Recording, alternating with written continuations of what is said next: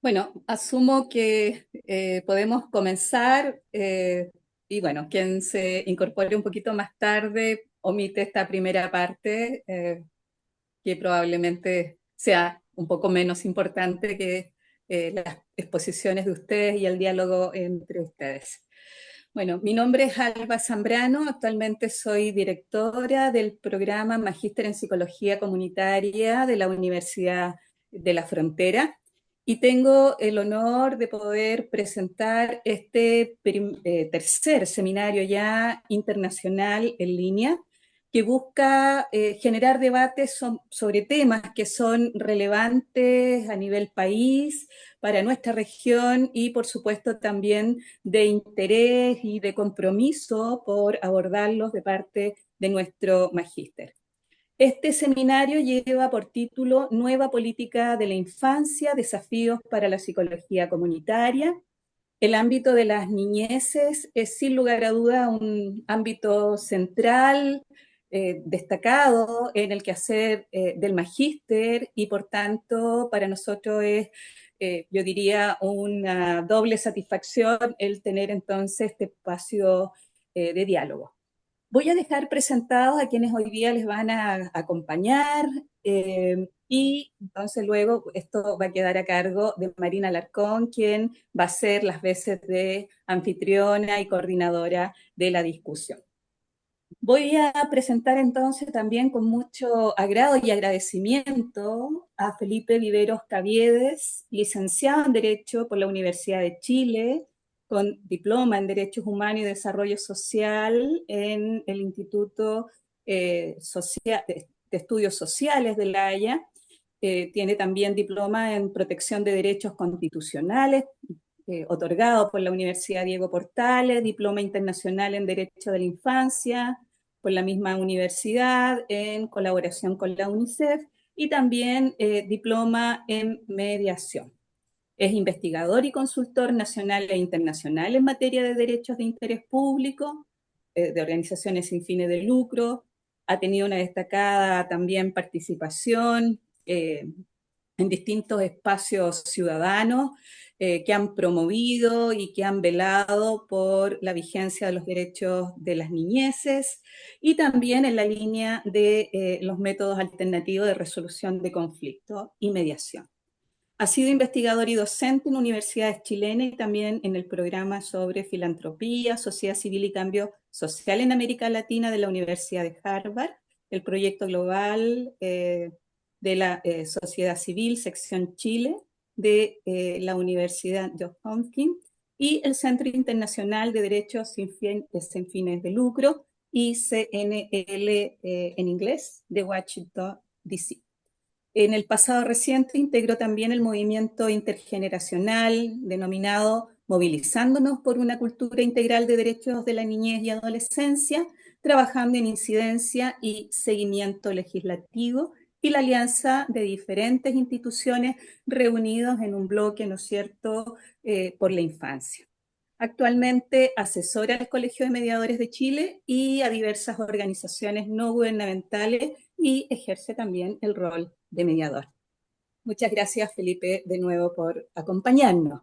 También voy a tener el honor de presentar a capela a Ricardo Pérez Luco, quien es parte importante de este programa.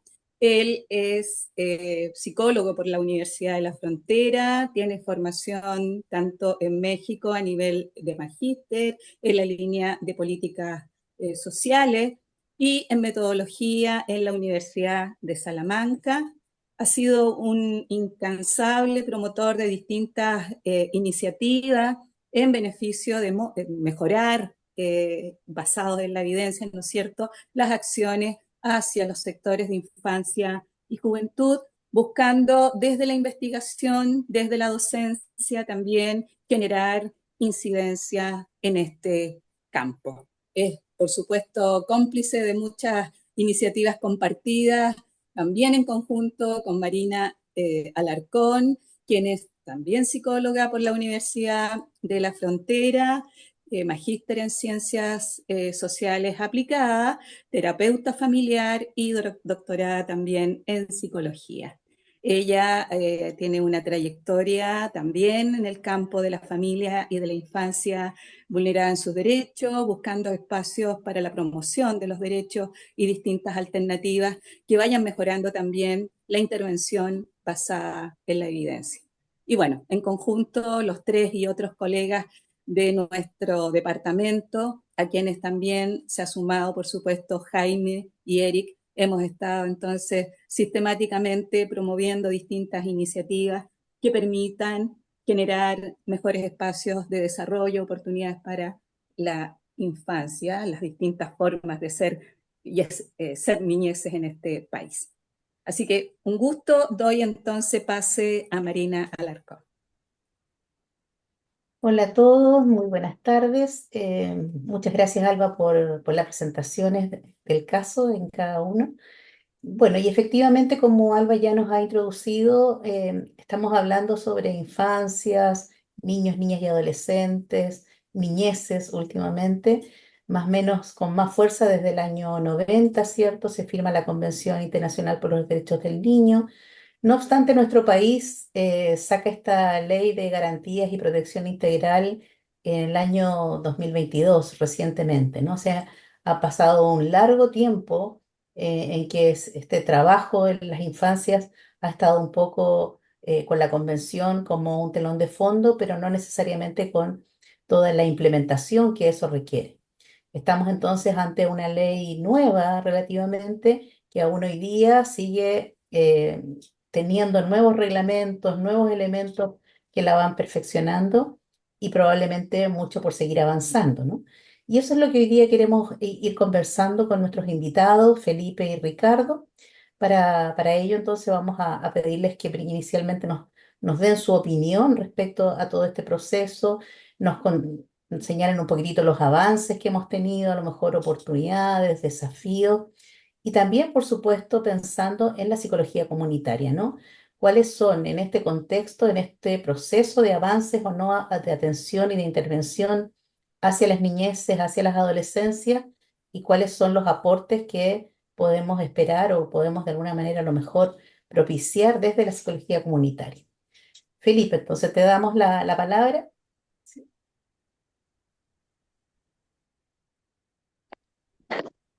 Ya, hola, buenas tardes a todas y a todos, especialmente a quienes han organizado y preparado con tanto dedicación y buen espíritu este seminario en, eh, en el programa de Magíster de la Universidad de la Frontera, área psicología. Perdonen si no soy tan preciso, pero quiero de todas maneras dar los créditos y agradecer en primer lugar. ¿Mm? Espero que se escuche bien, estoy conectado con un teléfono, ¿ya? Eh, y bueno, yo tengo que, uno siempre tiene que, no siempre, en mi caso me sucede, de dar algunas excusas. En realidad estaba diciendo al comienzo, antes de que se abriera la participación, que mi aceptación a participar en este encuentro eh, es algo temeraria. ¿Mm? No soy del área psicosocial, pero me siento muy integrado a la comunidad eh, interdisciplinaria, profesional, técnica y también del activismo en materia de protección y garantía de los derechos de las niñeces. Eh, y bueno, y lo segundo, aparte de esa temeraria incursión, es mi deseo también de conversar en este diálogo multidisciplinario, eh, que permita también eh, ver si las cosas que se dicen desde el ámbito normativo, o en mi caso con una pretensión de más integralidad, eh, bueno, resulta pertinente para las actuales inquietudes y desafíos que se tienen tanto desde el ámbito institucional como desde la sociedad civil. ¿Mm?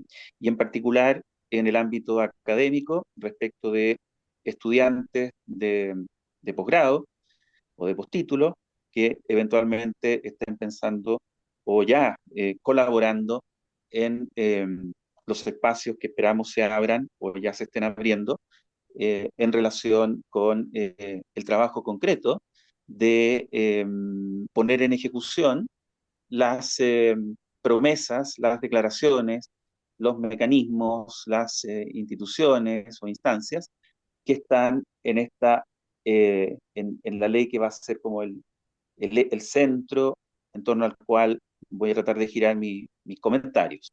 ¿Mm? Esa ley, como sabemos, es la ley de garantías y protección integral de los derechos de niños, niñas y adolescentes. Eh, Esta ley vio la luz, o sea, se publicó en el Diario Oficial el 15 de marzo del año 22, o sea, hace ya 2 años y 8 meses. Lleva el número 20.430. Ha sido o fue una ley largamente esperada y también largamente debatida. El proyecto de ley que dio lugar a esta norma ya positiva y validada en la institucionalidad, ese proyecto surge por mensaje del Ejecutivo el año 2015, es decir, en el segundo año en el segundo año del segundo gobierno de la presidenta Bachelet. Sin embargo, creo que es importante decir, aunque sea como una nota, que al menos en lo que a mí recuerdo implica y a mi involucramiento en estas cosas, la demanda por una ley integral de protección, después se dijo de garantía, esa palabra no estaba al comienzo, y no obstante que la palabra protección, si recordamos, hace unos años, tenía muy mala prensa, porque nos hacía referencia a los mecanismos tradicionales de adopción de medidas de protección que están, bueno, todavía puede que sigan en un cierto cuestionamiento debido a la lógica y la cultura institucional y profesional conforme a la cual históricamente hasta los últimos años se han adoptado esas medidas. ¿Mm? Sin embargo, la palabra protección, ¿mm?, como sinónimo de amparo de derechos, tiene un contenido saludable y prestigioso en el ámbito internacional. ¿Mm? Solo a modo de paso, digo, esa clásica cuádruple eh, distinción de qué tienen que hacer las personas, las organizaciones, las familias, la sociedad civil y los estados. Lo dije como en orden inverso, de, de lo más cercano y particular y local a lo más general, pero también podría decirse en términos de rol de garante en sentido inverso, o sea, eh, Estado, organizaciones, familia y finalmente las personas que están cercanas o con deberes de cuidado de niños, niñas y adolescentes.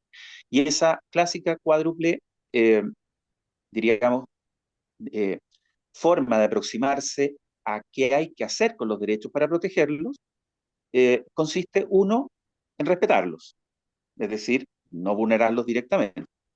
En segundo lugar, implica protegerlos, es decir, si hay una amenaza de vulneración o una vulneración efectiva, en el campo que sea, tiene que actuar la institucionalidad y clásicamente actuaba la institucionalidad jurisdiccional, es decir, los tribunales.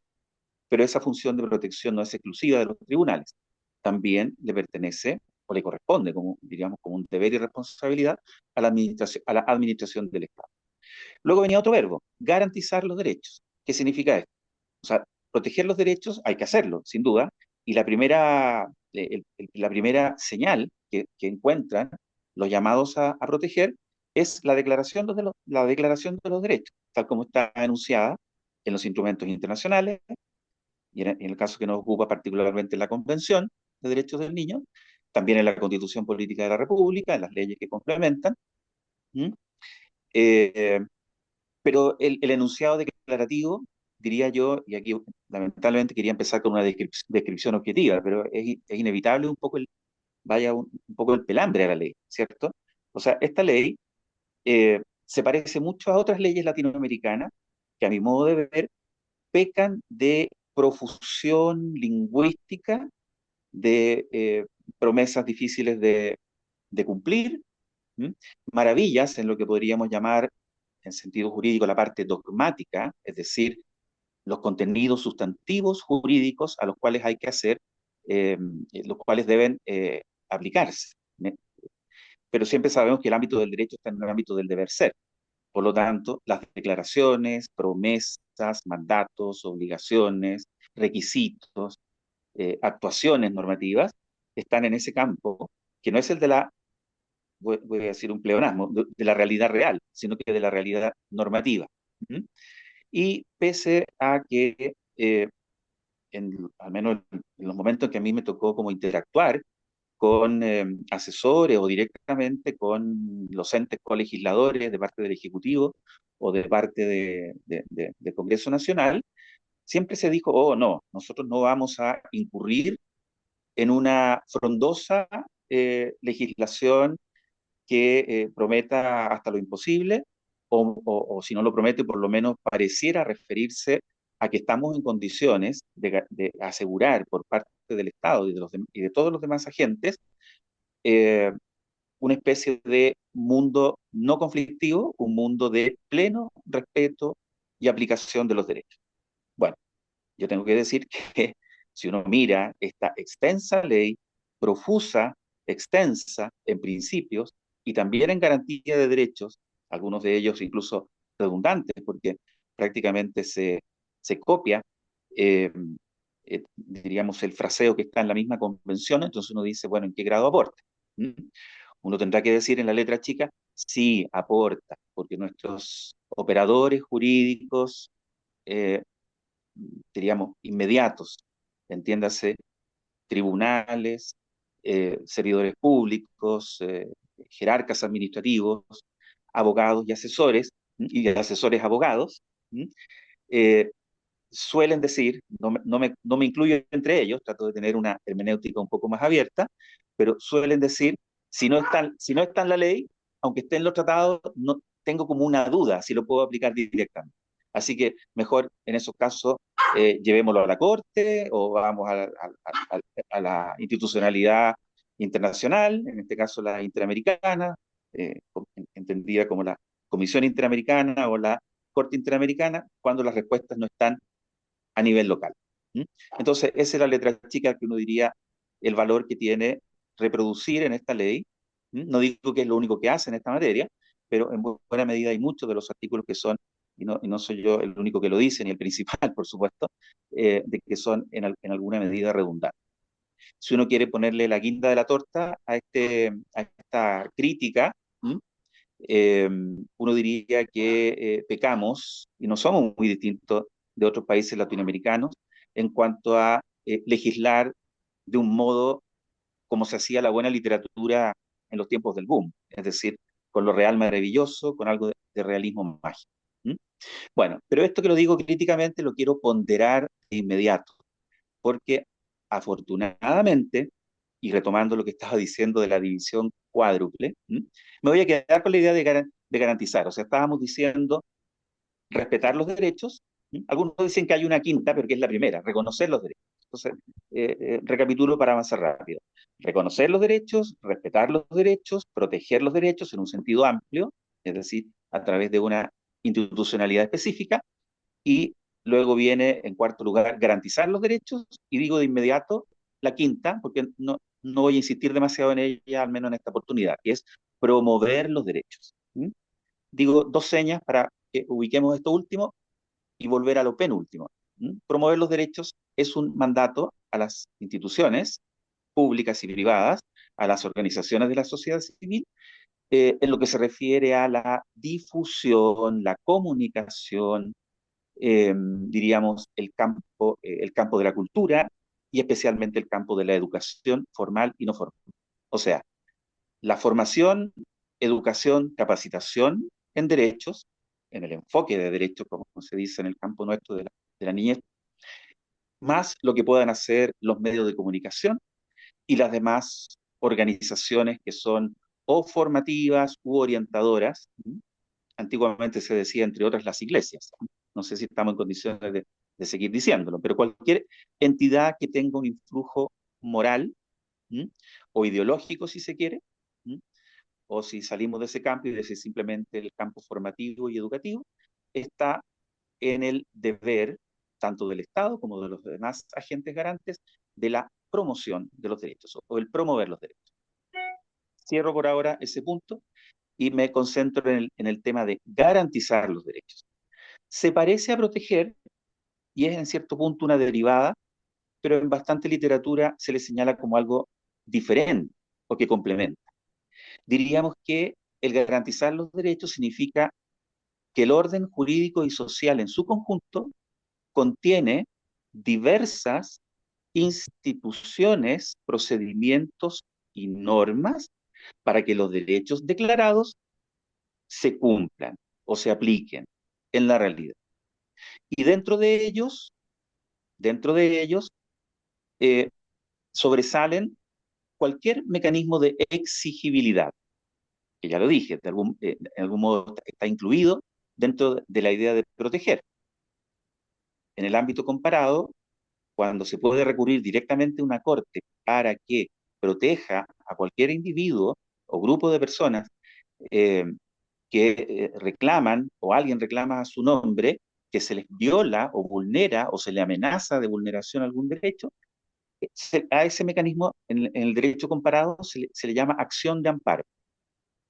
En el caso chileno es parecido, pero el legislador de los años 80 se le ocurrió decir el constituyente de los años 80 o de 1980. Ya sabemos de qué se trata. En este caso no hay una crítica ideológica, pero en vez de decir acción de amparo, como ya teníamos el recurso de amparo para proteger la libertad y la seguridad personal, se estableció el recurso de protección para establecer medidas inmediatas que velen y restablezcan de manera lo más inmediata que sea posible algunos de los derechos constitucionales que están, diríamos, cubiertos por ese mecanismo. ¿Mm? Pero la garantía también implica, diríamos, un telón de fondo eh, donde muchas veces los derechos se cumplen o debieran cumplirse, y para ser justos se cumplen de manera espontánea, o más o menos espontánea y voluntaria, sin que tenga que intervenir la institucionalidad específicamente protectora. ¿Mm?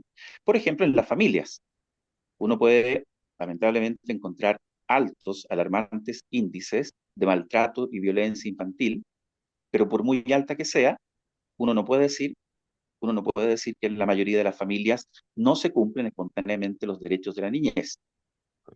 Esto puede ser problemático afirmarlo, pero quisiera al menos decirlo desde un punto de vista jurídico. Tenemos que presumir que en la medida, no solo que no hay denuncias, sino que ningún mecanismo detecta, ¿m? Ningún mecanismo fiscalizador, ningún mecanismo observador, y no me refiero a solo la institucionalidad pública, sino que también integrantes de las propias familias o integrantes de los círculos o medios que están al cuidado de los niños o con responsabilidades de cuidado de los niños, quiero decir, y organizaciones de la sociedad civil. O en el ámbito educacional. Sabemos que hay bullying, sabemos que hay autoritarismo, sabemos que puede haber formas de maltrato o discriminación y otras formas de vulneración de derechos, pero no podemos imaginarnos ¿m? Eh, que eso funcione estructuralmente mal. ¿M?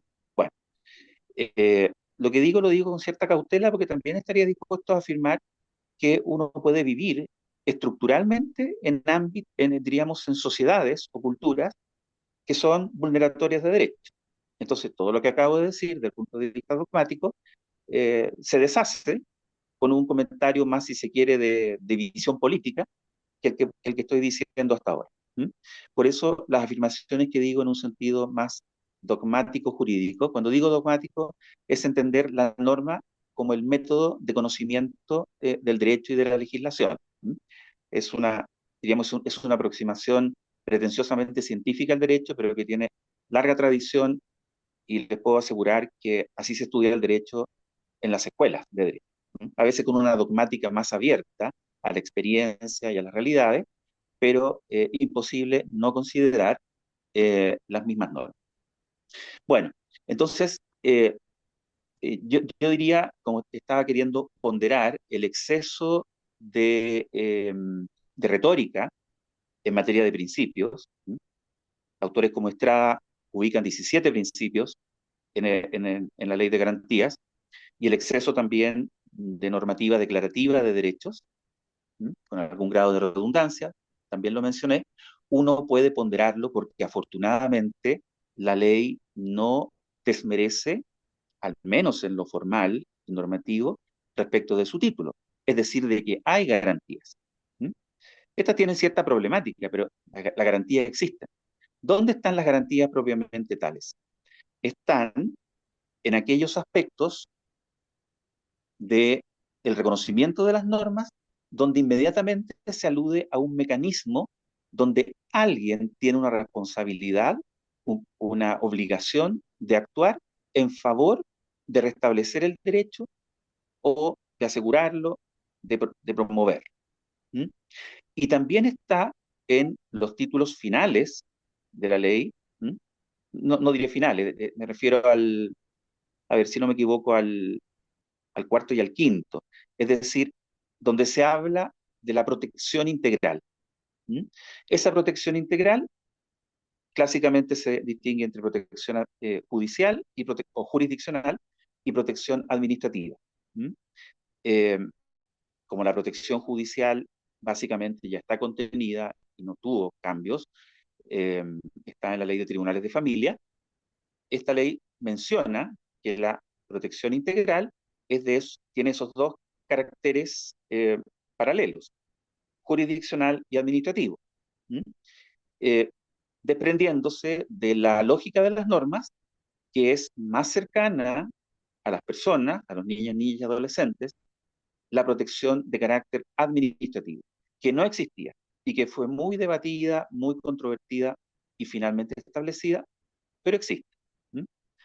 Eh, y esa es una de las divisiones. ¿Sí? O sea, integral significa estas dos vías, también significa otras cosas. Por ejemplo, yo recuerdo que nuestras campañas y acciones en el movimiento movilizándonos por la cultura de derechos, decir protección integral significa todos los derechos para todos los niños, niñas y adolescentes. O sea, esa totalidad es la in integralidad. Pero esta ley, que también tiene mucho de paper, les voy a decir, o sea, si alguien quiere estudiar derechos del niño, no solamente sabe la legislación, la lectura de esta ley cumple esas dos partes, porque tiene largos párrafos discursivos. Esto lo digo entre medio, como diríamos, uno podría decir, es una crítica a la técnica legislativa. Sin embargo, es útil, no solo porque cada artículo va con una especie de epígrafe inicial, que es una técnica moderna, de algún modo orientadora y didáctica, que ayuda bastante, pero también algunas de esas normas son verdaderos macroartículos que hablan de muchas cosas, y varias cosas que son, diríamos, elementos descriptivos o elementos de la descripción de un quehacer, donde hay que hacer un cierto esfuerzo para entender cómo se aplica ahí la lógica normativa, que es una lógica de exigencia, ¿sí? Digamos, binaria, en donde hay una facultad o un derecho, por el otro lado hay eh, una obligación, un deber, o en el caso del ámbito público puede llamarse también una competencia o atribución. Cuando hablamos en el ámbito de las relaciones entre privados, se habla más bien de derechos y obligaciones, o derechos y deberes. ¿Mm?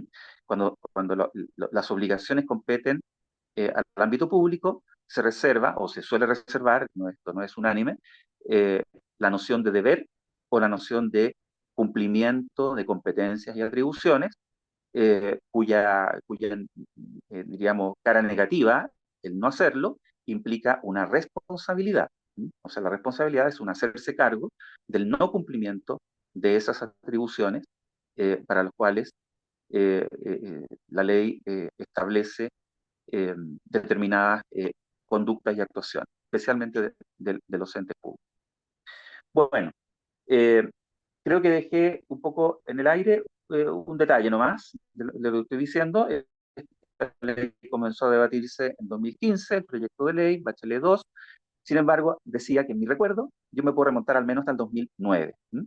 Y cuando estoy con estudiantes muy jóvenes, algunos, bueno, 2009 estamos en el 24, uno dice no han pasado tantos años, pero algunos estudiantes y algunas se sorprenden de lo largo que ha sido este proceso, porque lo fue. ¿Mm? Y el 2009 no era iniciativa gubernamental, yo creo que fue iniciativa de núcleos importantes o coordinadoras, ¿m? de organizaciones de la sociedad civil y no gubernamentales, que al comprobar ya por aquella época el retraso de Chile en estas materias, ¿m? Recordemos que Brasil, por ejemplo, pioneramente tuvo en 1992 su Código de la Infancia y Adolescencia, donde muchas cosas parecidas a las que están en la ley de protección nuestra eh, ya estaban.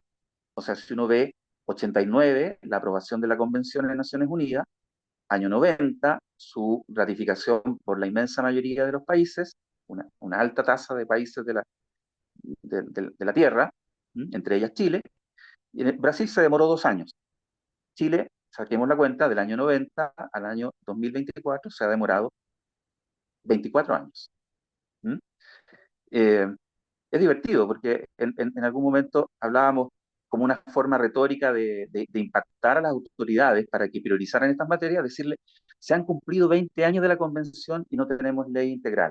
Se han cumplido 25, se han cumplido 30. ¿Mm? Eh, Esto sale el año 22, o sea, cuando se habían cumplido 32 años desde la ratificación en Chile y convertida entonces en norma válida dentro de la República. Eh, Cuestiones que tenían que ser desarrolladas y aparecen en este año. No es que no se hubiera hecho nada, ¿cierto? No es el momento de recordar la ley de filiación igualitaria, Chile crece contigo, las progresivas normas que favorecen el pago de pensiones alimenticias, etcétera, etcétera. Me estoy olvidando de otras, la ley de responsabilidad penal adolescente, con todos sus bemoles, ¿m? Pero ha sido, diríamos, en los últimos años en que se han dictado leyes importantísimas, algunas de recambio, por ejemplo, las que sustituyen al antiguo Servicio Nacional de Menores, por dos y con distintas lógicas y radicado en distintos ministerios. Eh, una, la de reinserción, la que estableció el Servicio de Reinserción Penal Juvenil, o reinserción social juvenil, quiero decir, estoy hablando de memoria sin leer del torpeo, y la otra eh, anterior a ella y anterior a la ley de garantía, un poco anterior, que es la ley que creó el Servicio de Protección, del Servicio Nacional de Protección Especializada, donde ahí están entonces las dos formas de intervención intensa, diría yo, eh, que se refiere a la protección especializada, eh, cuando requieren cuidados alternativos o hay graves vulneraciones de derechos, y lo refiero a una pretensión rehabilitadora y reinsertadora de adolescentes en conflicto con la ley penal, la, eh, la acción del servicio. Y entre medio, y un tanto desordenado, aparece entonces la ley la ley de garantía y protección integral.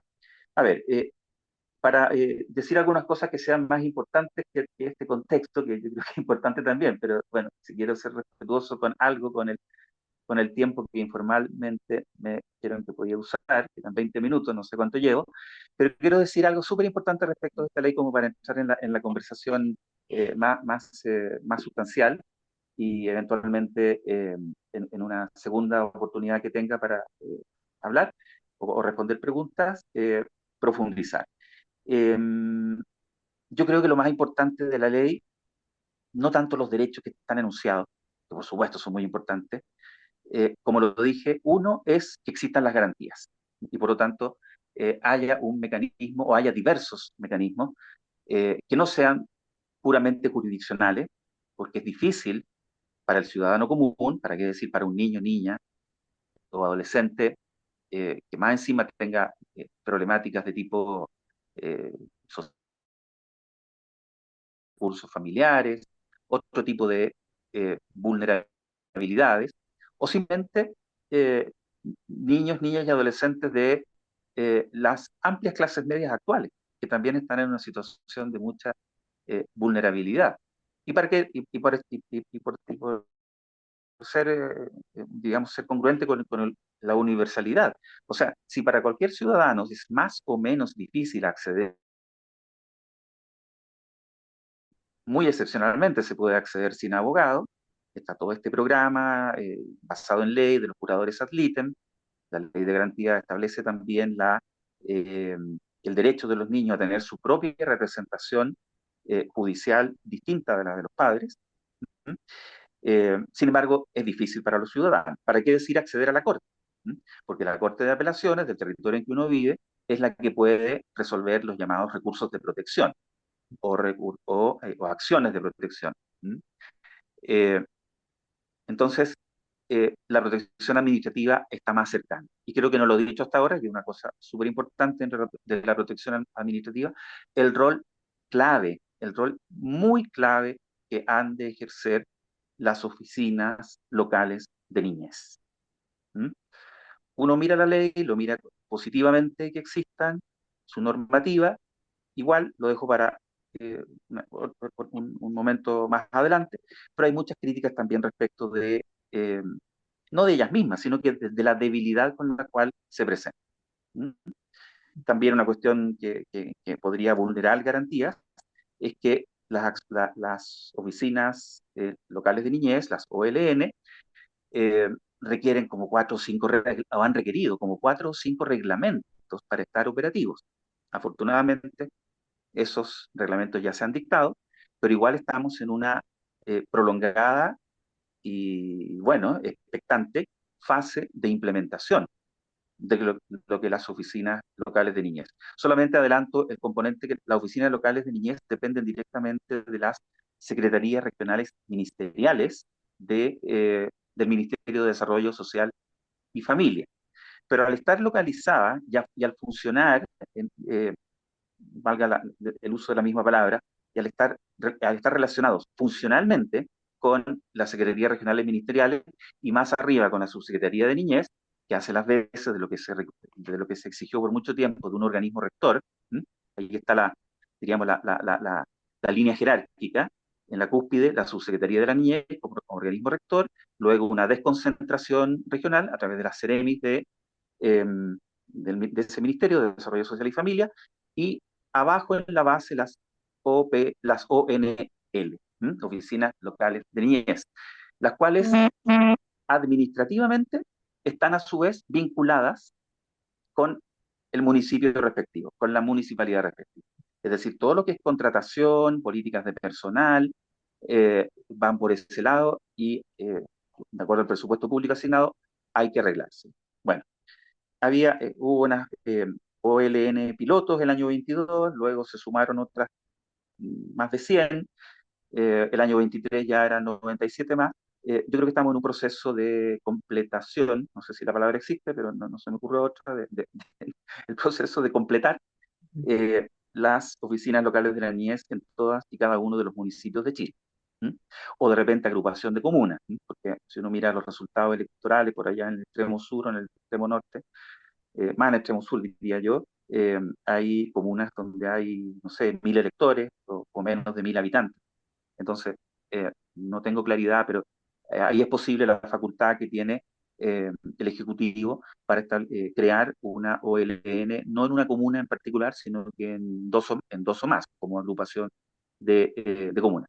No me atreví a decirlo respecto del norte de Chile, porque las distancias son muy grandes, entonces es posible que eh, en la evaluación, diríamos, de eficacia eh, social del establecimiento de la ONL, aunque exista poca cantidad de habitantes, sea necesario que en cada comuna exista su respectiva organización. Termino con lo siguiente. Entonces, protección administrativa, súper importante, las OLN en el corazón de su funcionamiento.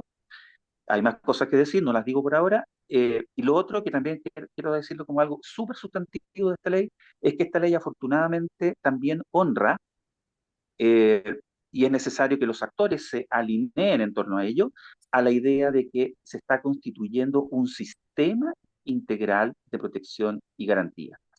Yo creo que la idea de sistema es súper importante, es una idea, si se quiere, más de las ciencias sociales, de la planificación, de la administración, de las cosas y de las personas, ¿ya? Me permito decirlo así, más que de lo jurídico.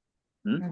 Mm. Sin embargo, ya que la política pública actual de niñez, a la cual tampoco he dedicado ningún comentario, pero yo diría que en la medida que esta ley funciona como el marco de esa política, estamos bien encaminados.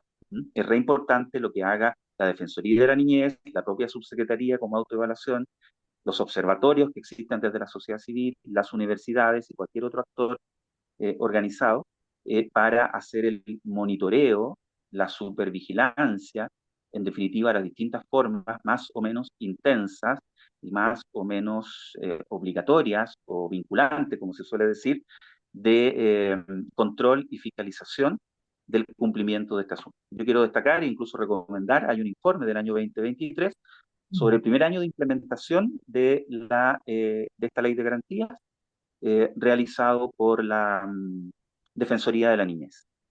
Y ahí Ya. se pone de relieve, también se pondera esto de que si bien es cierto, no es menos cierto, es decir, hay cosas que pueden estar siendo deficitarias en este momento, pero por lo menos uno ve que la Defensoría de la Niñez, como órgano clave de supervigilancia y control, está preocupada de la adecuada implementación de la ley y de los aspectos sistémicos. Es decir, que, como la misma ley dice, los mecanismos, procedimientos, instituciones y normas actúen como un todo coherente, actúen con unas reglas que están muy bien enunciadas en esto que yo diría que son como frases de un paper más que de una norma, que uno las puede encontrar en el artículo 80 de la ley, lo remito de Mm. inmediato, donde se dice que la actuación de los actores ha de ser sistémica, integral, universal, intersectorial, y no sé, se me olvida un adjetivo. Todo Vale. eso está descrito. También sorprende que la descripción de lo integral es distinta a la que la misma ley señala en otra parte, eh, pero diría yo que no solo con buena voluntad, sino con una intención de inteligir adecuadamente, tanto en los ámbitos jurídicos y jurisdiccionales, como en los ámbitos administrativos, como en los ámbitos académicos y de asesoría, eh, corresponde entonces hacer que estas ideas o principios, que son verdaderas directrices generales, no se aplican por sí o no como las normas, sino que se ponderan y debe razonarse la forma como la palabra no es aplicar, porque las normas se aplican, pero los principios informan u orientan las normas, las resoluciones y las conductas. ¿M? Y tienen la gracia de que puede que haya normas que sean incompatibles una con otra. Entonces ahí el intérprete, normalmente un juez o el abogado que acciona, o el abogado que defiende, o las personas que accionan o que defienden, tienen que definir cuál es la norma aplicable.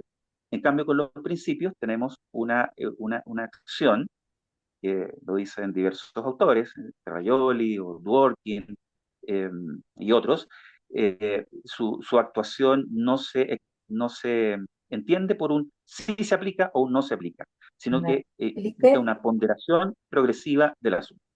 Lo dejo sí. ahí, ya, porque yo Sí. veo la cara ahí como diciendo, ya para, por favor, así que, bueno, lo dejo ahí y Tenemos, agradezco mucho la vida. sí, nos parece muy interesante, digamos, nos has contado de, digamos, todo este recorrido de largos años que sin duda es muy difícil de resumir. Igual, pero igual queremos ir avanzando, digamos, en esto también de luego ir cómo podemos ir retomando esto que nos contabas de las oficinas locales, por ejemplo, y cómo se va implementando, también mirándolo desde la psicología comunitaria. Entonces, por eso vamos a escuchar a nuestro otro invitado, digamos, a Ricardo Pérez Luco. Y luego entonces, para que nuestro público también vaya, si quiere, anotando las preguntas o colocándolas en el chat desde ya, para que también luego podamos ir avanzando con esa otra etapa. Ricardo, entonces te damos la palabra. Sí, está silenciado por si acaso. Muchas gracias, Marina. Bueno, agradecer a Felipe por su tan detallada tan detallado análisis de la ley. Yo creo que nos ha iluminado bastante. Eh, desde su experticia y conocimiento también jurídico, dogmático, como señaló, sobre la forma en que está propuesta la ley, porque a quienes somos de otras disciplinas, de otros campos, a veces nos cuesta mucho entender lo que se dice detrás de lo que está ahí escrito, ¿no? Y en este sentido, yo, como mi campo no es el legislativo, yo leo las leyes a lo más para tratar de entender cómo me están intentando normar la conducta. Entiendo perfectamente lo que nos señala respecto de la dogmática, ¿no? Y de que la legislación está en el campo del deber ser, de los compromisos que establece para los actores sociales en un actuar futuro. Eh, en tanto obligaciones consensuadas por los actores sociales y políticos en el minuto que se establece esa ley, ¿no? Y en ese sentido lo entiendo perfectamente como un marco prescriptivo respecto de la realidad de la niñez y la adolescencia. Y como ese no es mi campo es más bien el campo aplicado, el campo de la investigación científica. Yo, mi trabajo consiste más bien en describir lo que ocurre, no en prescribir cómo debe ocurrir. Al contrario, interpretar qué es lo que está detrás de lo que ya ha ocurrido, más bien lo descriptivo, eh, y usar eso como evidencia para tomar decisiones. ¿Mm? Esto que se usa bastante en política pública en la actualidad, de la toma de decisiones basada en evidencias, tiene más que ver con cómo han ocurrido las cosas previamente, lo que ha funcionado, ¿no? Y por lo mismo, el marco de la acción para nosotros es el marco de los resultados posibles en función de la experiencia previa, no los resultados deseables.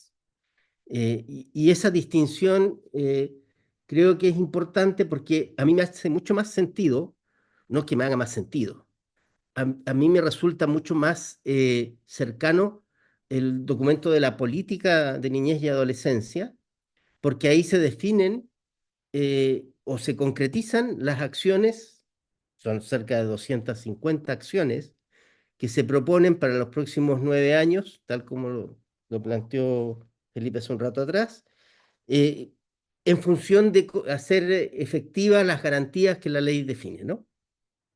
250 acciones divididas en 10 objetivos, en 4 ejes de acción en este plan.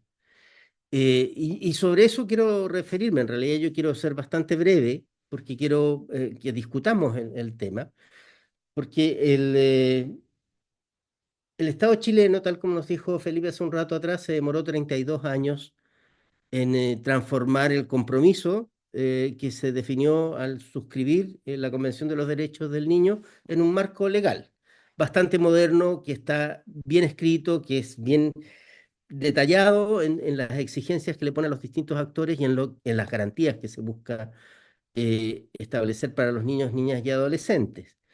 Eh, Sin embargo, en esos 32 años que se demoró, el Estado chileno, y esto aparece en el documento de la política, ¿no? En la portada prácticamente del documento de la política, ah, se especifica una evolución normativa e institucional con 17 hitos. 17 hitos legislativos y al mismo tiempo de planes de acción que se han implementado o que se implementaron dentro de esos 32 años. Dos de esos hitos son políticas nacionales de infancia. Una que se estableció el año 2001, 11 años después, en realidad el 2010, pero entra en vigencia el 2001, eh, 10 años después de la suscripción de la convención, y que duraba hasta el 2010, o sea que tenía vigencia de 10 años. Y el segundo que se establece el 2015 y que tiene vigencia hasta el 2025, o sea que está vigente todavía, entre comillas. ¿Mm? Eh, Y ahora tenemos la tercera política de infancia que entra en vigencia ahora, el 2024, ¿no? Se superpone con la anterior. En la presentación que hace la subsecretaria de la niñez de esta política, dice explícitamente que eh, la ley de garantías es- exige en 2 años adecuar la política nacional de la niñez a un plan de acción. O sea, generar un plan de acción que se adecue a esta ley en 2 años y que comience a implementar, ¿ya? Y para eso se establece un comité interministerial que define esta política y que además define que esta política se va a monitorear anualmente y que se tiene que evaluar cada 3 años. ¿Mm? En realidad, cuando uno lee los documentos, tanto la ley como la política, nuestro país es fantástico, ¿ya? O sea, las declaraciones que están puestas ahí son de una realidad de mucho cuidado a la infancia, ¿m? Por definición, tanto en el discurso como en los compromisos establecidos. Pero la política del 2001 y la política del 2015 no se han evaluado. Aun cuando esta política establezca que se va a monitorear anualmente y se va a monitorear anualmente y se va a evaluar al menos cada 3 años, que me parece fantástico que así lo defina la política, nuestra práctica institucional no es evaluar los compromisos de política pública que hemos establecido previamente, más aún cuando nuestros gobiernos duran 4 años. Y pareciera ser que asumimos que lo que se establece en un gobierno se termina en ese gobierno y no tiene ninguna relevancia para el gobierno que sigue. Entonces, a mí yo me pongo desde el ámbito de la suspicacia en este plano, y como a mí me interesa la evidencia, yo he buscado los informes de evaluación de las políticas previas y no los encuentro. ¿Mm? Si se evaluaron o se hicieron ejercicios de evaluación dentro de los ministerios respectivos, en este caso el Ministerio de Justicia, esos informes deben haber sido entregados, pero no han sido publicados. ¿Mm? Puede que estén en algún archivo, pero sí hemos tenido observaciones externas, y eso lo conocemos todos. Sí tuvimos primero un informe Geldres y después otros informes de las instituciones externas que nos dicen que nuestro actuar institucional como Estado en infancia no precisamente ha sido lo fantástico que las políticas han definido. Eso es lo que quería establecer como acento, porque a mí me encantaría que lo que aquí en este documento está comprometido, después de una caracterización bastante exhaustiva de lo que es la infancia y la adolescencia en Chile, que ojo, cuando nosotros nos remitimos al año 2001, al 2015, la proporción de la población infantil, infanto-adolescente, era bastante mayor que la que tenemos en este momento, y en este momento tenemos una tasa de crecimiento de la población que es de 1,2, o sea, la tendencia es a que vayamos disminuyendo progresivamente y rápidamente la cantidad de niños y adolescentes en Chile, con muchas otras complejidades que no están señaladas en el informe, pero que desde la investigación en psicología hemos ido viendo, como por ejemplo las consecuencias de la exposición a la violencia y otra serie de condiciones que afectan el desarrollo y la salud mental de los niños y adolescentes, más allá de la acción del Estado. ¿Mm? Entonces, a mí me encantaría, y en esto quiero poner el acento, y con esto voy cerrando, eh, ver cómo es que podemos desde el mundo académico garantizar esta garantía, o sea, que se cumplan estas garantías. ¿Qué podemos hacer desde el mundo académico para garantizar el cumplimiento de las garantías? Cuando la estrategia clave que sintetiza todo la implementación de la política dice aumentar y mejorar las condiciones político-institucionales para garantizar el ejercicio efectivo de derechos de niños, niñas y adolescentes en el marco de la instalación del sistema de garantías y protección integral de la niñez y adolescencia, eh, nosotros como académicos creo que lo que nos compete es ir informando de los resultados, ¿ya? Ir informando de los resultados significa ponernos de acuerdo para evaluar seriamente el cumplimiento de los compromisos, creo yo. No sé, puedo estar muy equivocado. Pero como parte de las tareas que nos competen como investigadores, yo creo que esa es una tarea muy importante si nos interesa el bienestar infantil, bienestar integral de los niños y adolescentes en nuestro país. Esta política define 4 ejes, que son supervivencia, desarrollo, protección y participación. 4 ejes. Y en cada uno de esos ejes define una cierta cantidad de objetivos, que es muy interesante, porque, por ejemplo, en supervivencia define 4 objetivos. En cambio, en desarrollo define solo 2 objetivos. O sea, eso podría estarnos diciendo que la condición de nuestra infancia es bastante básica, si es que tenemos que definir en el año 2024 4 objetivos de supervivencia para los niños y adolescentes, ¿no? Por sobre los objetivos de desarrollo. Además, se definen 3 objetivos de protección. Y si estamos definiendo 3 objetivos de protección es porque estamos asumiendo que requieren más protección. Y solo un objetivo de participación. ¿Mm? Y esto, en términos globales, nos dice mucho, ¿verdad? En realidad, el rol que le estamos otorgando a los niños para que ellos sean activos en su proceso de desarrollo se remite al 10% de las acciones, menos del 10%, porque de 250 acciones, las acciones ¿cómo se llama?, de participación son solo 25. Bueno, son el 10%. ¿Eh? Y, y cuando nosotros definimos de esta manera el plan de acción, el desarrollo, perdón, la implementación o las garantías de la implementación de la ley de garantías, nos encontramos, por ejemplo, que dentro de los objetivos de supervivencia, del eje de supervivencia, está fortalecer la salud mental de niñas, niños y adolescentes. Con esto voy a cerrar, porque no me voy a dedicar a analizar la estrategia completa, sino que algo que para nosotros los psicólogos es relevante, ¿no? Fortalecer la salud mental de niños, niñas y adolescentes. ¿Por qué ese puede ser un objetivo de supervivencia en nuestro país? ¿Ya? Ahí se definen 20 acciones. ¿Ya?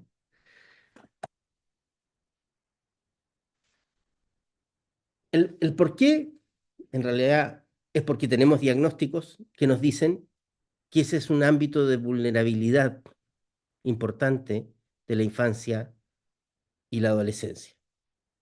Y porque además, garantizar la salud mental de niños, niñas y adolescentes también significa garantizar el desarrollo futuro o de las generaciones futuras, ¿no? Eh, y si no está garantizado, posiblemente la probabilidad de que las siguientes generaciones logren bienestar integral cada vez se disminuye. Ahí hay razones del por qué. Pero, por ejemplo, dentro de las acciones de ese objetivo, tenemos detección temprana de factores de riesgo biopsicosociales asociados a la salud mental. Nosotros tenemos muchos diagnósticos respecto de estos factores de riesgo. ¿Mm? La diferencia es que en este momento nos está diciendo que además de los factores de riesgo individuales, tenemos que incorporar los familiares. ¿Mm? Y ahí hay una línea de trabajo donde los psicólogos podemos aportar muchísimo. Ahí hay investigación necesaria, porque nosotros, si bien la familia es un foco de acción, tenemos muy pocas estrategias para el trabajo con familias, especialmente en los espacios o en los territorios de mayor vulnerabilidad. Y este magíster en particular, que trabaja en esos territorios, debiese tener no solo competencias profesionales, sino que evidencia respecto de qué es lo que se tiene que trabajar ahí. Creo yo, esta es una quizás demanda importante a nuestra disciplina, y en eso me quiero hacer cargo.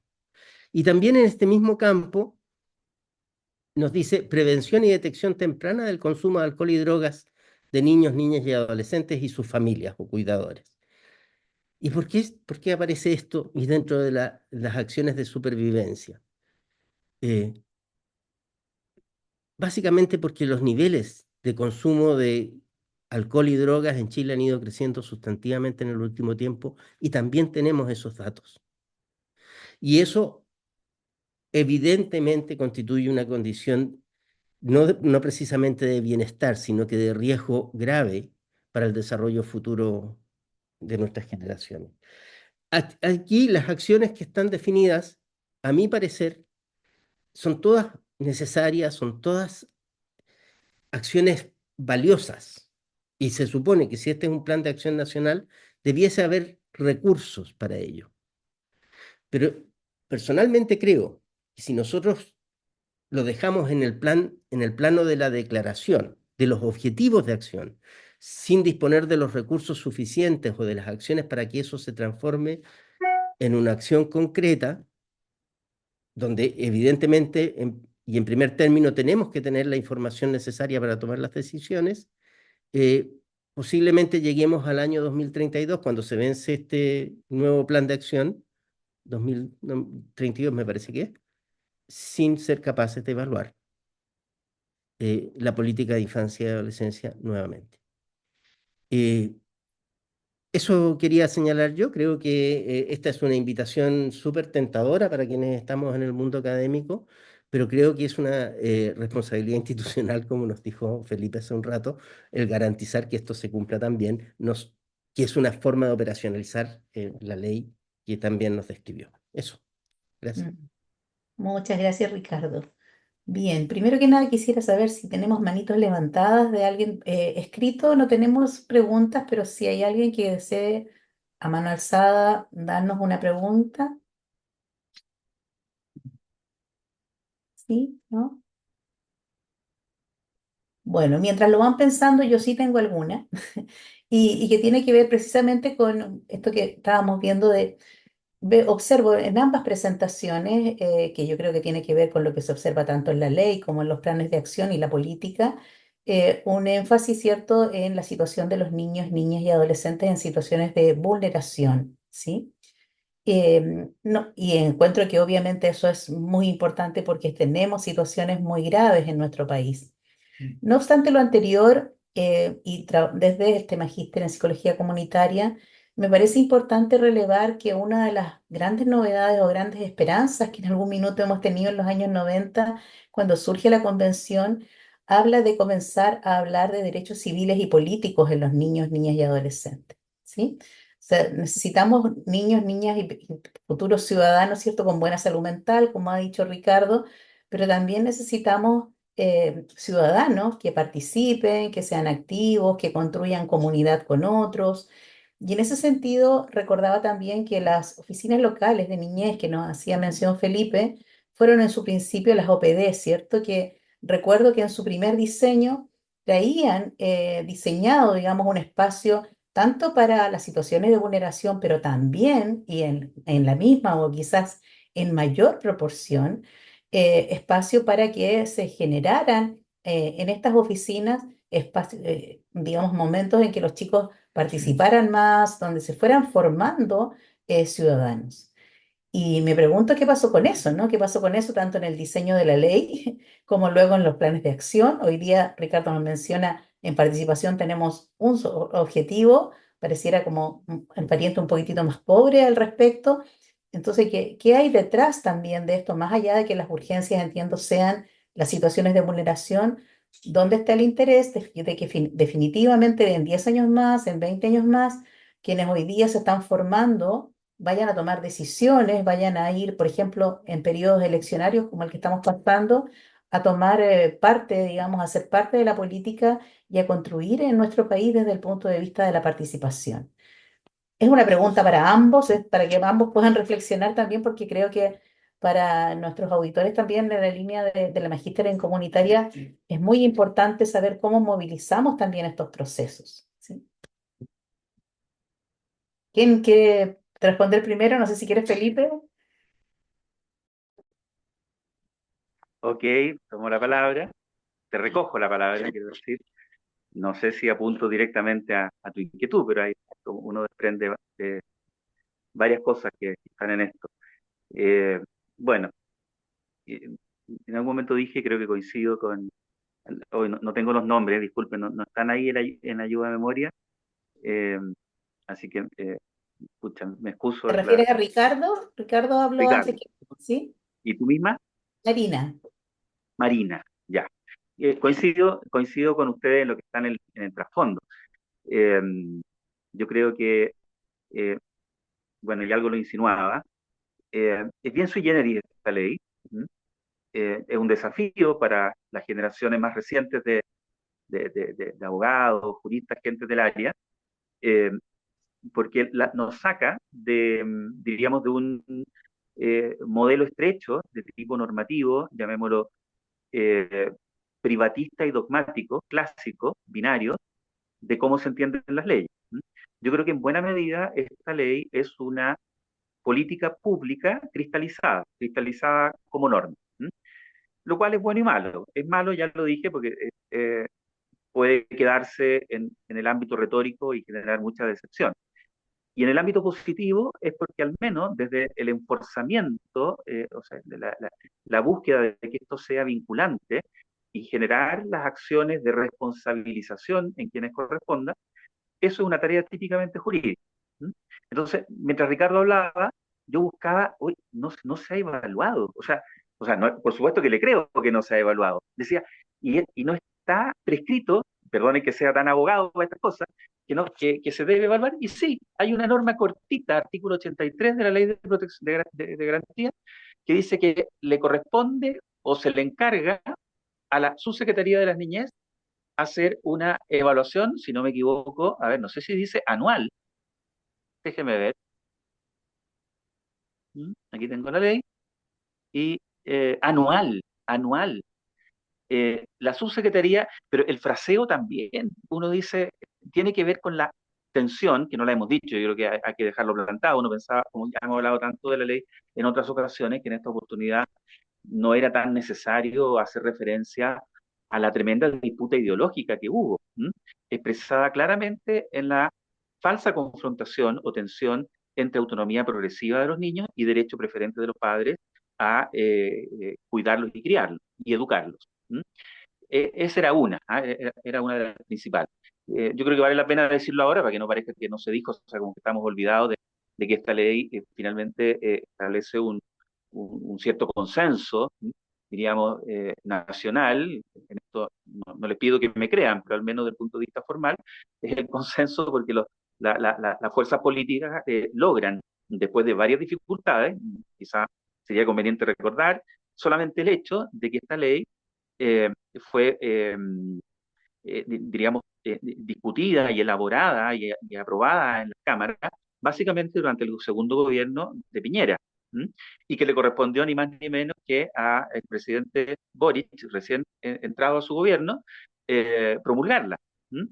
Y antes de promulgarla le tocaron las fases finales, donde hubo unos rounds bien complicados relacionados con el veto presidencial a ciertas normas, ¿m? En la que le estoy mencionando esto, también ciertas relaciones referidas a la información sobre salud sexual y reproductiva, algunos excesos referidos al derecho de ver de los padres a tener una especie de autorización, por ejemplo, el derecho de reunión de los niños. ¿M? Finalmente quedó, ahí hubo digamos, para que saliera la ley se renunció a seguir disputando eso. ¿M? Entonces hubo veto presidencial y hubo dos requerimientos, uno por razones formales, pero otro por razones de contenido de fondo, al Tribunal Constitucional. O sea, fue una ley donde se manifestaron, diríamos, las profundas diferencias entre ciertos sectores de la sociedad chilena. ¿Mm? Yo creo que entre quienes estamos aquí, me imagino, sentimos esta ley como una ganancia, como una conquista, pero como uno suele decir respecto de todos los desafíos humanos, uno se propone una meta, como subir un cerro, llega a esa cumbre y se da cuenta que la cumbre no era en ese cerro, sino que está en la colina o en la cumbre más alta y que está adelante. Y probablemente detrás de esa cumbre hay otras e indefinidas más, como le puede suceder a cualquier explorador de nuestra precordillera o cordillera. Entonces, sobre esa base, es bueno que tengamos esta ley, aunque tiene varios defectos. Entre otros, expresar esta tensión ideológica que señalo y que en términos positivos lo ligo a algo que señalaba Marina, y es que es bueno, o sea, están los derechos civiles y políticos. ¿Mm? algunos que son como derechos macro, que tienen múltiples expresiones, como el derecho a la participación. ¿Mm? Ya les decía, la ley es un poco excesiva en retórica, habla de participación social en una parte, pero que es distinta al principio de participación a secas, y el principio de participación a secas, diríamos, por lo bajo, se expresa en el derecho de libertad de expresión e información de niños y niñas, y también al derecho a la recreación en parte, y de manera institucional en la creación, por ejemplo, de los consejos locales de niños, niñas y adolescentes, y en el Consejo Nacional de Niños, Niñas y Adolescentes. No se habla de lo regional, no sé qué pasó ahí, porque uno dice, bueno, ¿será tan importante la identidad regional?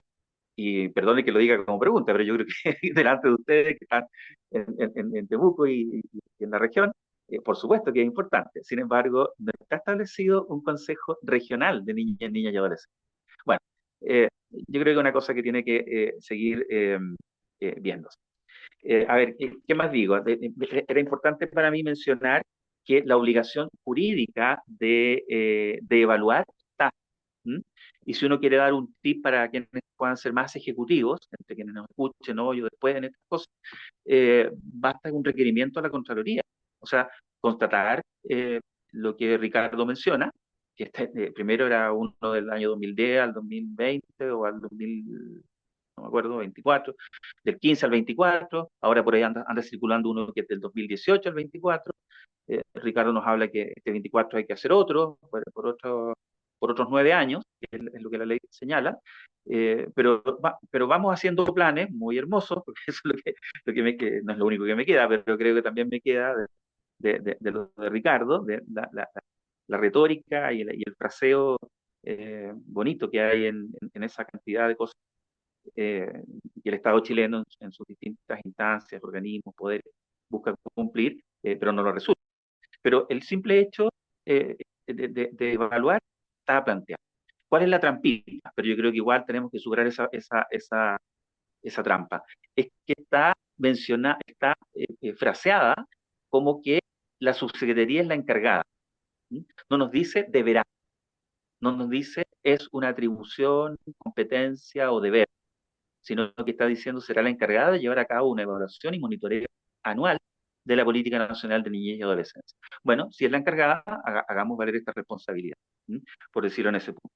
Relacionado con esto, y es lo que simplemente voy a terminar de responder, cuando hice la referencia tanto conceptual como práctica a la idea de garantía, señalando que hay garantías de protección específica que se traducen en procedimientos clásicamente judiciales, pero que esta ley ha establecido mecanismos administrativos, ¿sí? Eso está bastante bien. También dije que había un telón de fondo de otros mecanismos que se van, diríamos, cumpliendo más o menos espontáneamente o con otro tipo de dificultades, pero que sirven también como una barrera garantista, son las reglas del sistema escolar, del sistema educacional en todos sus niveles, del sistema no hay sistema, pero diríamos, las reglas que rigen a los medios de comunicación y que rigen a la conducta de las personas en todos los ámbitos, para qué decir los servicios de salud, los servicios de seguridad social, a propósito de derechos, Ricardo alguno mencionó, que son tremendamente críticos en la actualidad, como es el caso de la salud mental. Y quería agregar que también funciona como garantía. Y que las normas sobre que existan con tales y tales características, condiciones, requisitos, forma de aprobarse y eventual evaluación de la política, digo, que existan normas sobre política nacional de, de protección de derechos de la niñez y adolescencia y que existan planes de acción, eso también funciona como garantía. Porque son mandatos, quizás mandatos que jurídicamente se llaman como mandatos de optimización, o sea, el plan mismo no garantiza mucho, pero si habemos personas en los ámbitos respectivos que entran en profundidad en esas materias, los abogados entramos menos, pero tenemos que interactuar con esas personas. A mí me ha tocado desde la sociedad civil, diríamos, acompañar esos procesos en términos de hacer los informes alternos para el Comité de Derechos del Niño de la ONU, donde, diríamos, los elementos de juicio para contrastar compromisos y promesas con realidades está en las normas, por supuesto, pero también está en estos instrumentos de planificación, llámense política o llámense plan anual. Y esos también tienen formas específicas de mostrar su grado de cumplimiento, sus indicadores, en fin, determinar todo lo que corresponde hacer en una evaluación más de carácter técnico. Lo digo al menos en el papel para, digamos, para eh, completar el círculo de que también estos elementos eh, funcionan como garantías, no como garantías primarias específicas ni como garantías jurisdiccionales, sino que como aquellas que están en esto que yo llamo un telón de fondo, de soporte, donde finalmente es todo el sistema jurídico, todas las normas jurídicas, desde las más cercanas a nuestra materia hasta las que están más alejadas, las que cumplen una cierta función en cuanto a la protección y garantía de los derechos de la niña. Si no, no se justificaría, es lo último que voy a decir ahora de verdad, eh, que por ejemplo la Defensoría de la Niñez acuse que hay ministerios, como el de Agricultura, el de Minería, o la Secretaría General de la Presidencia, que está encargada de cosas legislativas, y los primeros dos que mencioné son ministerios sectoriales, donde los acusa que no, en su rendición pública, no mencionan una línea y una palabra referida a la niñez.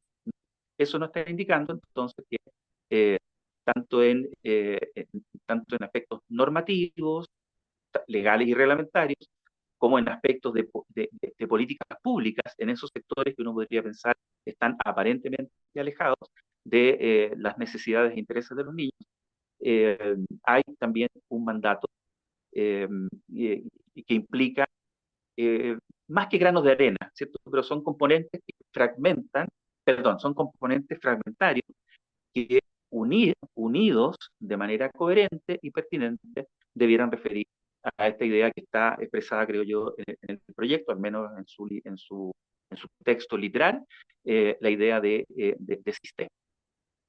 Mm, vale. Muchas gracias, Felipe. Ricardo, no sé si quieres también complementar tanto lo que has escuchado como la pregunta que hice. Sí, mira, solo un comentario general, porque a mí me gustaría también, ya que está aquí presente Jaime, que es muy experto en estos temas, escuchar su comentario respecto de lo que ha escuchado. Respecto del comentario casi marginal al fondo del tema, ¿ah? Y anecdótico incluso, respecto de la evaluación de las políticas, ¿ya? Y que tiene que ver también con la lógica, cómo funcionamos políticamente en nuestro país y en nuestros países.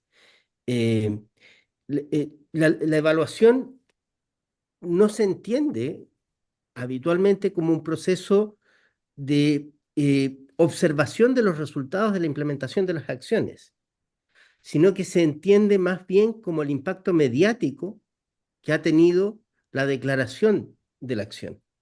Y eso yo lo entendí hace muchos años atrás, cuando estaba haciendo un magíster en México, hace más de 30 años, porque mi tema era estudiar la pobreza. Y yo llegué a un país donde habían creado en esa época la Secretaría de la Solidaridad, que estaba encargada de la superación de la pobreza en México. Y un discurso extraordinario, con un plan de acción extraordinario, que yo lo revisé completo y lo usé como fundamento para mi tesis. Y cuando yo termino, y que tenía comprometido, tal como dice la ley, y nos señala Felipe aquí, la evaluación por parte de esta Secretaría de la implementación del programa. Y cuando yo estoy terminando mi tesis y se está terminando ese gobierno, sale publicado un libro en Fondo de Cultura Económica, año 94, que era la evaluación del Plan de Acción para la superación de la pobreza en México, de la Secretaría de la Solidaridad. Y yo inmediatamente compré el libro y era nuevamente puro discurso. O sea, no había ningún dato, ni siquiera porque hacía referencia a la inversión que se había hecho para la superación de la pobreza, pero ni siquiera habían cifras de cuál era la inversión. ¿Mm? Entonces, y la gente aplaudió el informe en el espacio político. Bueno, en ese país todos los sectores en esa época eran del mismo partido, entonces da lo mismo, pero a mí me llama, y lo uso como ejemplo porque me llama mucho la atención, porque socialmente nosotros tendemos a funcionar de esa forma. Una noticia es noticia en este país, mientras denuncia algo que nos parece aberrante. Pero cuando se aclara eso, o cuando se resuelve, o cuando se hace una evaluación seria de la situación, ya deja de ser noticia. Entonces, evidentemente, el sistema político, más que llamado a realizar procesos efectivos de evaluación de la acción política, de políticas públicas, creo yo, lo que hace es usar comunicacionalmente la información para obtener más bien réditos en distintos espacios o momentos específicos. Por eso es que planteo desconfianza respecto de la evaluación nuevamente. Y por eso es que digo que si queremos ser responsables con esto, nosotros que estamos en el mundo académico, tenemos que ir a cobrar lo que dice esa política. No dejarla en el plano de la acción política, sino que asumirlo como desafío dentro del mundo académico, que es donde efectivamente tenemos los recursos metodológicos y académicos para hacer esas evaluaciones. Y yo en eso me siento responsable también. Yo también practico mi derecho a voto, pero nunca cobro lo que ese voto exige. Eso, ese comentario. ¿Ah? Vale, Importante Ricardo, para... sí, sí, muchas gracias. Jaime, te han lanzado un guante. Ahí, ¿lo vas a tomar? Tienes que estar, está silenciado, ¿eh? Sí, no me queda otra alternativa, pero tenía ganas, no sabía así cómo contribuir. A ver, a mí me pareció muy interesante, le agradezco a los dos, a Felipe y a Ricardo, y bueno, y al magíster y la organización de la instancia. No conozco otra instancia de discusión sobre la política y plan, sé que es reciente, pero creo que es un tema de mucha relevancia y me parece que es muy importante que el magíster esté como adelantándose a este debate que tenemos que hacerlo. Eh, Así que, bien, muy contento con eso. Me parece muy interesante lo que se ha planteado. Temas como, por ejemplo, lo que señala Ricardo de las faltas de evaluación de la política, me parece que es un dato empírico a propósito de evidencias que es muy significativo. También lo que hay complementa Felipe con respecto a que esto está comprometido en las normativas.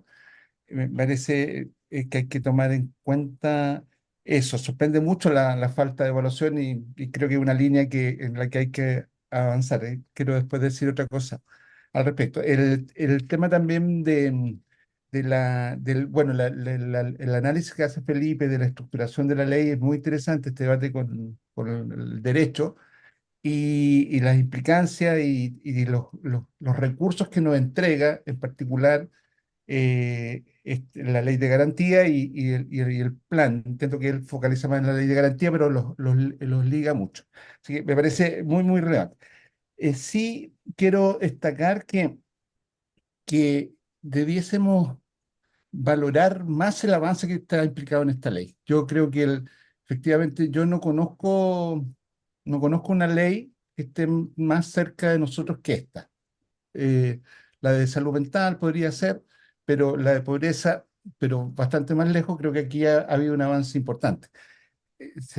Nos pusimos al día en estos 30 años respecto de la convención, me parece que la ley de garantía es un tremendo avance y la política y plan también me parece que es un avance significativo. Más aún cuando Felipe, desde su conocimiento especializado, nos entrega ahí ciertas garantías, ciertas posibilidades de ejercer reclamo y exigir, que yo creo que es por donde termina Ricardo en su última observación, que me parece que es muy interesante, que qué podemos hacer nosotros para que esto efectivamente opere. Me parece que ahí hay un avance que tenemos que valorar. También tenemos que valorar el avance respecto del diseño mismo de la política. A mí me parece muy valioso el eje articulador del plan y política sea el bienestar integral. Hasta donde he visto del material que se ha producido respecto de él, estamos hablando de un bienestar, yo lo diría en mis palabras, digamos, no se dice, no vi que lo dijeran así, pero un bienestar multinivel, que incorpora de plano desde temas de la salud biológica, acceso a condiciones materiales, hasta dimensiones de sentido de comunidad. O sea, si expresamente refiere a sentido de comunidad e integra todas las dimensiones subjetivas, en fin, o sea, es una concepción de bienestar bien interesante que yo creo que hay que valorarla. No había visto en una política algo así que centrado en el bienestar, a ver lo positivo. Nuestras políticas, sobre todo en infancia, estaban muy cargadas al déficit, como en general las políticas de la carencia, la enfermedad. Pone la salud mental, pero la pone en ese contexto. Entonces creo que hay que valorar eso de todas maneras. Por otro lado, el tema de la participación, sí, es un objetivo y el último, pero es la participación. Yo hallo tremendamente valioso que una política ponga como objetivo estratégico la participación de los niños, niñas y adolescentes. Eso para nosotros, para la psicología comunitaria y para la intervención psicosocial en general, es de alto valor a mi juicio. No lo había visto. Creo que ahí hay una posibilidad también muy importante. Y si tú cruzas los temas de hábitos saludables, salud mental, estoy leyendo un resumen, viendo un resumen de los objetivos, disponibilidad de espacios adecuados para el juego, la recreación de los niños y otros, creo que ahí nos abre una enorme cantidad de posibilidades. Yo creo que es un tremendo desafío y me hace mucho sentido lo que dice Ricardo, esto de una tentadora oportunidad. Yo estoy muy de acuerdo con eso, creo que aquí hay una tentadora oportunidad para implicarnos desde la psicología comunitaria y como bien plantea él desde su especialidad, una tentadora oportunidad y desafío demanda de implicarnos en la evaluación. Yo creo, estoy totalmente de acuerdo que tenemos que, ahí hay una carta que jugar, el mundo académico y lo que nos dice Felipe respecto de los reclamos para los cuales nos da garantía la ley de garantía, y en general el andamiaje de derechos que está detrás de esta ley, nos permiten, y la institucionalidad que nos señalaba, señalaba también Felipe, la institucionalidad de la que disponemos, nos dan condiciones para tomarnos muy en serio este tema de la evaluación, el seguimiento, y tenemos 8 años que hay que estar encima de esta ley, creo que hasta el 32. Creo que hay una tentadora oportunidad, como decía Ricardo. Creo que hay que valorar eso también. Ahora, para eso, como hemos discutido muchas otras veces, implica organizarnos y tomar posiciones académicas, político-académicas. Yo creo que tenemos que discutir mucho más esta ley, mucho más. Creo que yo lo tomaría así, Alba, no sé, Marina, lo tomaría así como una primera entrada. Yo creo que aquí se tomaron hebras que podemos seguir. Hay mucho que trabajar, quizás incluso estudiar más la ley, estudiarla más en profundidad. Y yo lo tomaría muy en serio, me trataría de subir como disciplina a esta ley, no a esta nomás, y a esta política, perdón, ley política, y trataría de continuar en la senda de lo que señalaba Ricardo, de abordar esta oportunidad de observar más cercanamente la política, hacerle seguimiento, evaluación. Eso es lo que opino. Muy bien, muchas gracias, Jaime. Bueno, sin duda, recordar entonces, ponernos a estudiar la ley que es la número 21.430, ¿cierto?, sobre garantías y protección integral de los derechos de la niñez y la adolescencia. Y porque yo creo que efectivamente está ahí, bueno, y por supuesto luego las políticas nacionales que se desprenden de esta ley y los planes de acción asociados a esa política, sobre todo yo creo para ejercer nuestra ciudadanía también, ¿no? Como investigadores, buscando la evidencia, ¿cierto? Y también a quienes están en el terreno y quienes de alguna manera quieren y están en el rol de garantizar, de promover, ¿no? A mí igual me ha llamado mucho la atención esta distinción que hacen de promover como hacer difusión porque en general yo lo entiendo más como ir a hacer trabajo para promover, por ejemplo, participación, más que para declarar que es, que es buena la participación en sí misma. Pero bien, yo creo que ahí nos queda muchísimo trabajo por hacer. No sé si dentro de nuestros asistentes tenemos alguna otra pregunta. Eso como que hable ahora o calla para siempre, diríamos. ¿Sí? Aquí. Eric, por ejemplo, quisieras ahí darnos unas palabritas, también ha estado ahí docente del programa que nos puede acompañar en dar su parecer. Hola, buenas tardes. Eh, Me sumo a los agradecimientos y a las felicitaciones por el espacio y la importancia, digamos, de la discusión. estamos muy pasados la hora tal vez, pero yo quería hacer una pregunta muy específica a Felipe. Felipe tiene un segundo ámbito de trabajo, de formación y de práctica, que aparte de ser abogado, ¿no? Que es tema jurídico, formal, dogmático, también es mediador. Yo me preguntaría a Felipe si él ve si esa ley y esa política abre más posibilidades de avanzar en lo que se podría llamar en términos muy genéricos la búsqueda de resolver o de gestionar conflictos de modo colaborativo, pensando en lo administrativo que tal vez abre, digamos, esa posibilidad. Yo no sé si, estamos un poco en la hora, pero no sé si algunas palabras, si hay algunas pistas por ahí en la ley, en la política, que abre, digamos, más posibilidades en esa búsqueda. Gracias.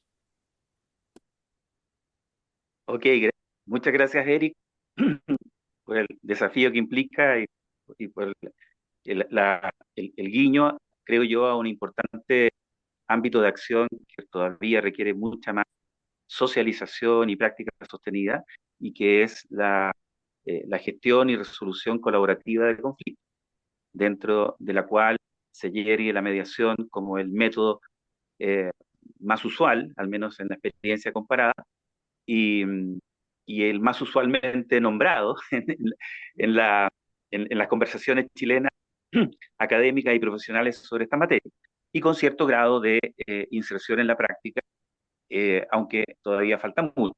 Sabemos que en la práctica, en materia del conflicto familiar, eh, privado, llamémoslo así, aunque no es exactamente la fórmula, la mediación está establecida, especialmente para los contenciosos más frecuentes relativos a contribución económica o pensión de alimentos, cuidado personal y relación de los hijos con el progenitor que no vive con ellos.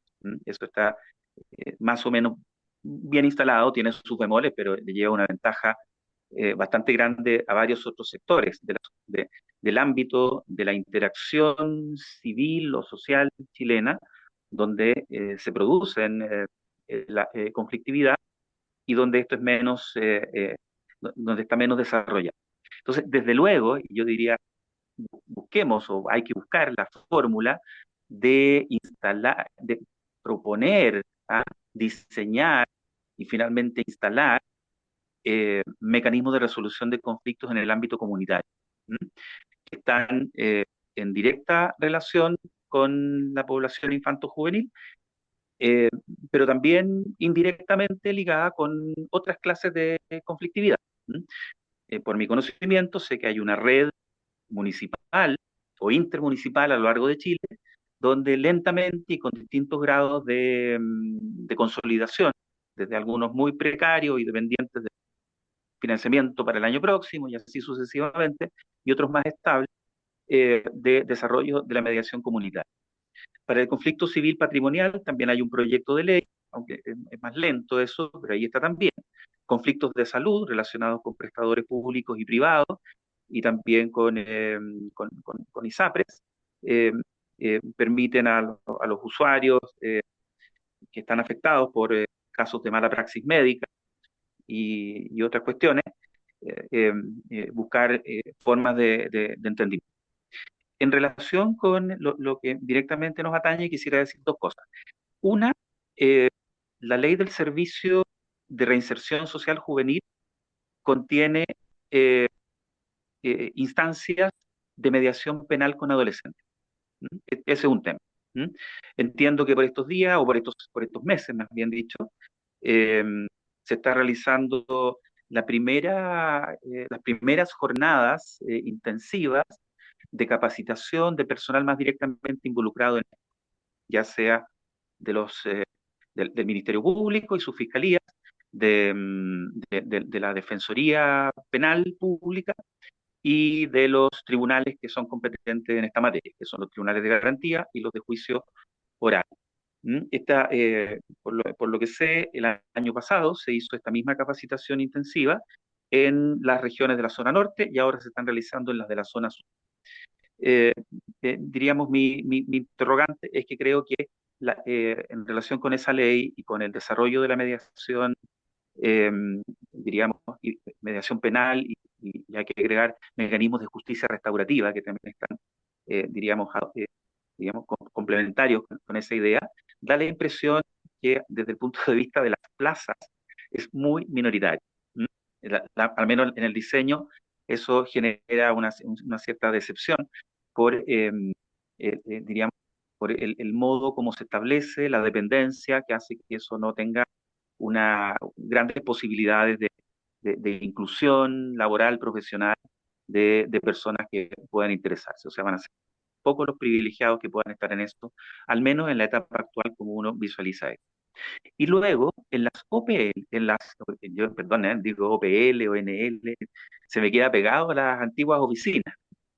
Y eso me hace, ya, en vista de mi propia acto fallido, de decir, de no nombrarlas adecuadamente, decir que también siempre me dejó un regusto negativo que estas instancias que tienen que relacionarse o que tendrían eventualmente que relacionarse con otros servicios públicos, algunos muy instalados, muy jerárquicos, muy importantes, la mayoría, tengan que lidiar, ¿m? O tengan que recibir oficios o requerimientos de esta cosa, de este organismo público, que sin duda lo son, las oficinas locales de la niñez, pero que son apenas creados por decreto supremo. O sea, la ley encarga al presidente de la República ir instalando las OLN en las distintas comunas. Pero, diríamos, su creación concreta, si el presidente de la República, con su varita mágica creadora de institucionalidad y con la varita no tan mágica, pero del Ministerio de Hacienda, porque tiene que haber un cierto financiamiento, no establecen cuáles son las formas no las formas, sino que no establecen la instalación operativa de una de estas oficinas, no se crea. Y el regusto amargo que tuve siempre desde el primer momento en que apareció esta denominación es que vamos a canjear antiguas oficinas, las OPD, por nuevas oficinas, OLN. ¿Y qué es una oficina? No es una dirección de un servicio, no es una jefatura de departamento, es una oficina. Y más encima que operativamente funciona en una especie de convenio con la municipalidad, donde el superior jerárquico, que es la subsecretaría, claro, interviene. Pero uno ve, dicho sea de paso, quería decir, una dificultad en esta forma posmoderna de crear institucionalidad pública, que también ya la hemos visto y a lo mejor Eric y otras personas se pueden acordar de que cuando se creó el sistema de participación ciudadana de la ley 20.500, resulta que los consejos de sociedad civil, claro, hay una normita como un brochazo, como que por aquí pasó, pero después le corresponde a cada entidad crearla a su modo y por lo tanto son creadas por decreto, por resolución, eh, pero no por ley, o solo indirectamente por ley, lo cual le quita mucho peso, y eso se ha comprobado. Bueno, dicho eso, quiero decir que si igual tenemos la esperanza de un reforzamiento, al menos como aparece, al menos dentro de la política pública, estar implementándose en las oficinas locales de niñez, yo creo que hay ahí un espacio importante para los métodos colaborativos de resolución de conflictos, métodos no adversariales, mediación, o como lo dice, porque estas palabras no están en la ley, ni en los reglamentos sobre la OLN, sino que está la idea de conciliación, es decir, las medidas administrativas y los procesos administrativos que conducen a la toma de medidas han de ser con la voluntad positiva de los intervinientes. En primer lugar, el niño y adolescente, y en segundo lugar, sus padres, representantes legales o personas que estén, que los tengan a su cuidado. Entonces, yo creo que hay ahí, puede parecer poco, pero yo creo que hay una fuerza importante para interpretar lealmente cuando se habla de conciliación y en otras partes la búsqueda de la voluntad y después a contrario sensu se dice que cuando no haya voluntad o no haya adherencia o no haya cumplimiento, incumplimiento o haya incumplimiento injustificado, eso pasa a palabras mayores donde se informa al organismo público correspondiente y a los tribunales correspondientes, pero antes de llegar a eso puede haber, y creo que lo hay, un espacio amplísimo para trabajar colaborativamente, trabajar con la voluntad de los participantes afectados, involucrados, y para eso las distintas formas de resolución colaborativa de conflictos cuentan con herramientas y bueno, yo lo digo con mucho entusiasmo y deseo de que esta cosa funcione en esa línea. Así que muchas gracias por la pregunta, Eric, y porque me permite al menos Mm, como líneas genéricas contestar. sí, muchas gracias, Felipe. Ya estamos cerrando, pero no sé si Ricardo, Jaime o alguien más quiere dar unas palabras de despedida, de cierre o ideas centrales. ¿Con qué se van de esta sesión? Bueno, yo solo decir que me voy entusiasmado. Creo que la conversación me sirvió mucho, me ha servido mucho escuchar a Felipe porque es iluminadora para mí su comprensión del proceso y también optimista. Así que eso me deja contento. Y gracias al Magíster y a todos quienes están presentes por generar estas oportunidades. Súper. Bien, sí. Jaime, no sé, No, estoy nada. muy de acuerdo con lo que dice Ricardo y lo que decía adelante. Creo que esto nos abre un hilo que tenemos que continuar. Y muy Sí. agradecido. Y Y creo sin duda, que... como tú mismo decías, aquí Pero, nos quedan hartas tareas pendientes. sí, Vayamos tomando nota entonces, desde los distintos roles en que estamos para seguir aportando y haciendo sinergia. Yo creo que una cosa interesante también que se ha planteado hoy día es que nos vemos, nos conocemos y vamos viendo los sentidos comunes que nos van relacionando, ¿vale? Le damos muchas gracias a muchas todos gracias. y a nombre del Magíster de Comunitaria, muchas gracias por estar acá presentes hoy día. Muchas gracias a ustedes, Marina, y a cada uno, a los profesores y profesoras y estudiantes interesados y han organizado. Hasta pronto, Luego. Y todo. hasta una próxima. Chau, chau. Chao, chao.